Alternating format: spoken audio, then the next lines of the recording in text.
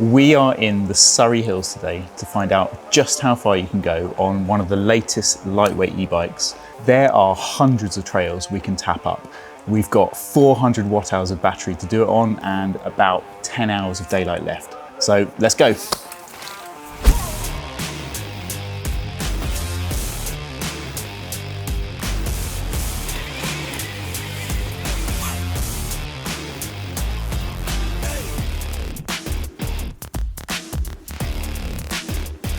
This is actually more than just a story about a man who goes for a bike ride until his motor's completely turned off and his battery's flat. This is actually a bit of a personal story for me actually, because this is the ride. This is pretty much the exact ride I used to do when I was a kid. When I was 15, we used to get the train to Dorking and then we'd come and tick off as many of the hills as we possibly could and then go home again after like 50k. But then as I've got older, I've stopped doing that. I've kind of ended up going to just one riding spot and rinsing all the trails there and then driving home again, which is fine, but it's different, it's not the same. And I kind of really missed that epic riding feel, that sense of adventure, where you're out all day with your friends. So this ride, I guess, is trying to recapture some of that sense of adventure.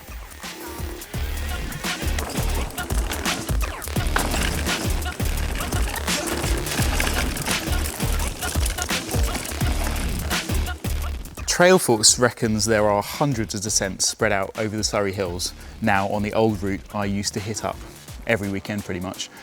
And while most of them actually probably weren't there when I was a kid, when I was a teenager, some of them we can find, I think, some of those old classics, and then we can also ride some of the new ones that I know are here.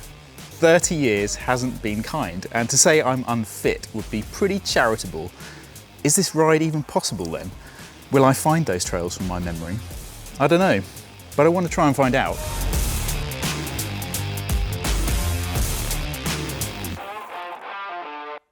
That's where this bike comes in. It's the latest e-bike from Cube, and it's a bike I've been desperate to try since I first experimented with the lightweight e-bike concept. It's called the, wait for it, the Cube AMS Hybrid 144 C68X Super TM 429, which is quite a mouthful, but it is one of the most high-tech bits of kit you'll see on the trails today. And honestly, it's kind of the bike I've been waiting for since e-bikes first came out. That's because it's got a powerful motor, which I'll get to in a minute, but it doesn't weigh very much. It's 17 kilos on our scales, which is really impressive. I mean, I've ridden enduro bikes that weigh pretty much the same as that. And I've ridden e-bikes, but you can take the battery out of and it still weighs 17 kilos. So how's it been done?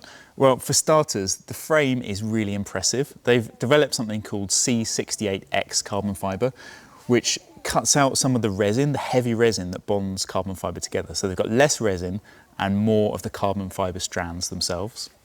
Cube's also used spread toe carbon fiber, which basically means wider strips of the material are woven together, which makes it stiffer and stronger, so the brand can use less of it where appropriate.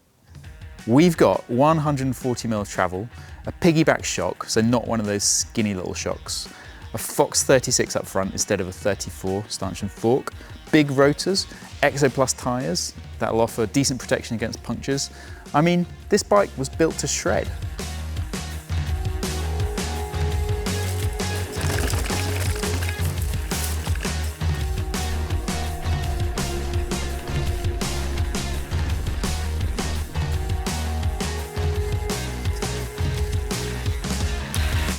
That was really cool.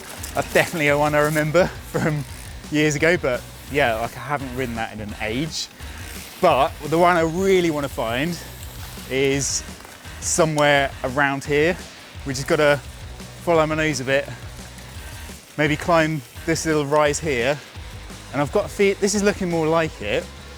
It was like these kind of old gnarly trees, and it was called Dave, I think, and it's in here somewhere.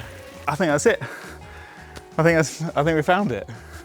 Yeah, this was it. I think he kind of came in here and he went like right over these roots here. And I remember it being really gnarly because you were on a hardtail and it was always wet. It was raining, and like You're lucky if your rear wheel didn't like skid out on these slippy routes. And then you're probably going too fast, so you like overshot the corner. This was like super gnarly, this trail, I remember. Probably not quite as gnarly now today on these bikes.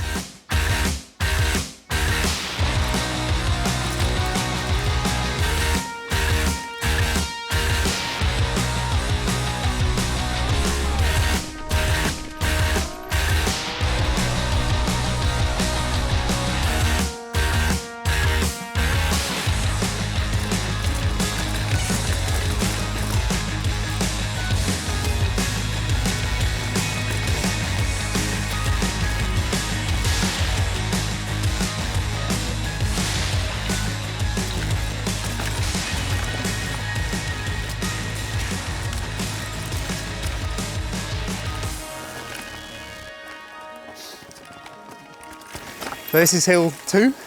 It's lovely though. Still looks beautiful. Wow, what a view.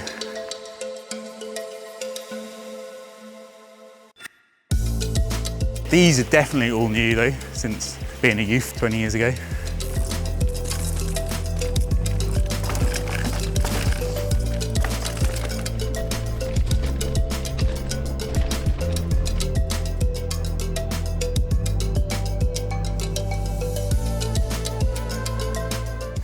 That was the world famous Barry Knows Best.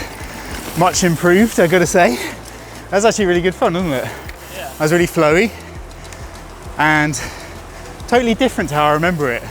You used to have this like steep, rooty finish between the trees. So yeah, that's definitely had a lot of work done. And best of all, it leads into Peaslake stores, so we can have a cheese straw and a coffee. Can't refuel the bike, so I have to refuel me. Thank you. Cheers, Trudy. This is like Peaslake staple. Get one of these bad boys out. Ooh. Look at that. What are we? 4 o'clock, lunchtime.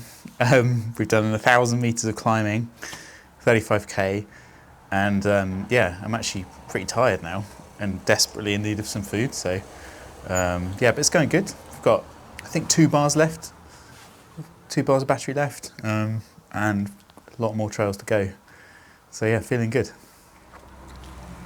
Oh man, it tastes really good. This bike is powered by me, like all the bikes I ride, but I also get quite a lot of help from the Bosch SX motor down here. It's got 55 Newton meters of torque. It's got 300 watts of peak power, which is really impressive because it's tiny. It's hidden away at the bottom of this bike. I think I need some more power on this climb. I've had it on Eco and Tour Plus, so now I've just turned it up a bit. Give me a little bit more because it's so steep up here. I think this is Death Star, which used to be a push-up. I don't know.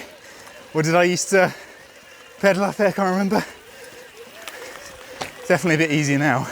I reckon I've picked one hell of a bike to do this ride on.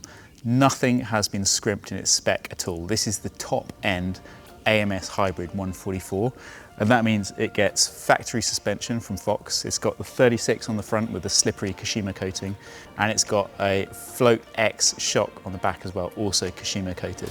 The drivetrain can't really be beaten either. It's Sram's XX T-Type, so pretty much the most precise shifting out there.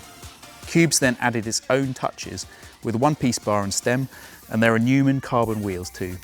I mean, it's quite a bike.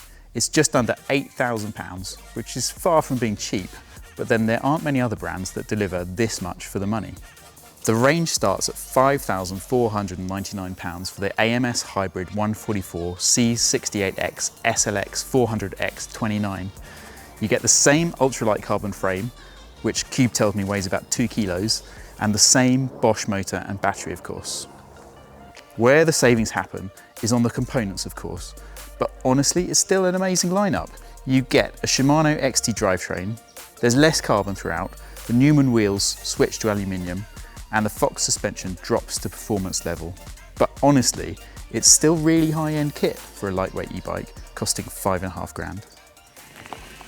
So that is pretty much it for battery in this bike. The last light has gone red, which is very ominous, and my legs are feeling it too, so I think that is the end of the ride. Or is it? Thank you, Tom.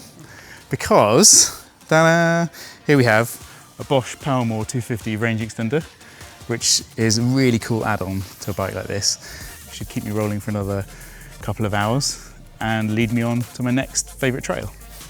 I've got another 250 watt hours of juice now, which is what, 60% more power from my original 400 watt hour internal battery, which is great because I reckon that'd do another 15k, 20k if I was careful with my power. And it can lead us onto one of my next favourite trails, which is just coming up next.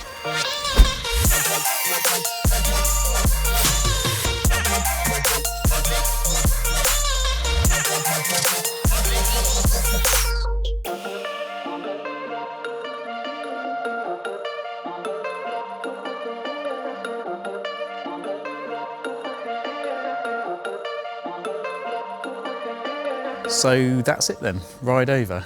And if I'm honest, I am absolutely wasted.